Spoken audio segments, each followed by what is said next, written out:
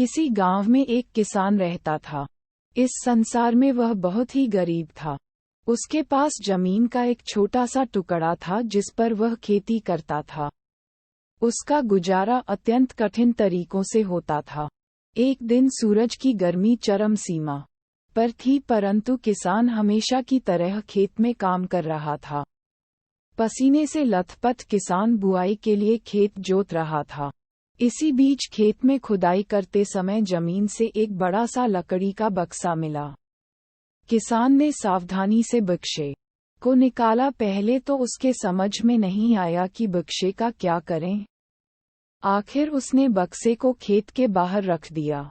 उसे साफ करके जो रोटियां वह घर से लाया था वह बक्से में रख दी और अपने काम में जुट गया।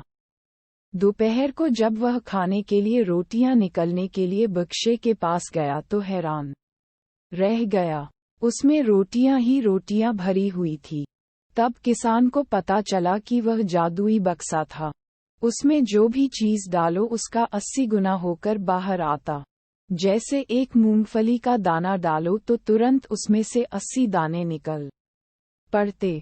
किसान ने तृप्त होकर खाना खाया और उसके बाद किसान संतुष्ट होकर बक्से को घर ले आया। बक्सा मिलने के बाद किसान बहुत खुश था। उसे लगा कि उसके सब दुख अब दूर होंगे।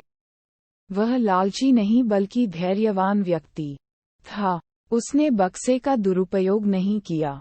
उसे जब भी किसी चीज की जरूरत होती तो बक्से से तुरंत प्राप्त कर लेता। समय गुजरने के साथ साथ उसके बक्से के बारे में गांव के जमींदार को पता लगा। जमींदार बेहद लालची था और उसे लगा कि ऐसी ही जादुई चीज पर तो उसका अधिकार होना चाहिए। उसके आदेश पर जमींदार के लठठेठ किसान को पकड़ कर ले आए। उसने किसान को धमका कर कहा, बक्सा जिस भूमि से मिला से है वह मेरी जमींदारी में आती है, इसलिए बता उस बक्से पर किसका अधिकार बनता है। किसान बोला, ये ठीक है हुजूर कि यह भूमि आपकी जमींदारी पर आती है, पर बक्सा जिस खेत से निकला है उस पर मैं खेती करता हूँ, अतः इस बक्से पर मेरा अधिकार बनता है। किसान गिड़गिड़ाया, लेकिन जमींदार ने बहुत धमकाया। बक्सा पाकर जमींदार बहुत खुश हुआ, मगर किसान का रो रो कर बुरा हाल था। जमींदार की अब चांदी हो गई। वह जो चाहता बक्से में डालता और उसे कई गुना पाकर खुश हो जाता। कुछ लोगों ने जादुई बक्से की खबर मंत्री जी के पास पहुंचा दी।